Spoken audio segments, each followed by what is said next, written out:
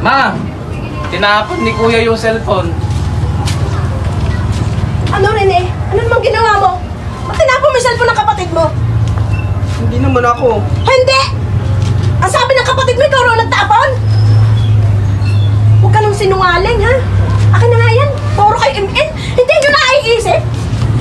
Ang kalat ng bahay. Wala na nga kayong dalawang trabaho, eh. Ganyan pang gagawin nyo sa akin. Hindi mo nyo naiisip. Nagtitinda na lang ako ng isda para mabuhay tayo. Tapos ganyan ang gagawin nyo. Puro kayo cellphone. Wala na kayong ginawa. Imbes na makatulong kayo sa akin, ito pang ginagawa niyo sa akin. Ano, Daniel? Sorry na po, Mama. Sorry na po. Baguhin niyo yung ugali niyo, ha? Dahil wala kayong trabaho, sa akin kayo umaasa. Anak ko kayo. Pero kailangan niyo din namang magtrabaho, hindi puro cellphone lang. Ang lalaki ng katawan niyo, tapos ako inaasahan ninyo! Hindi ko yung sasabihin sa inyo! Hindi pagdating ko rito nag-aaway kayo! Bakit mo na sila? Mag-sorry ka na. Ano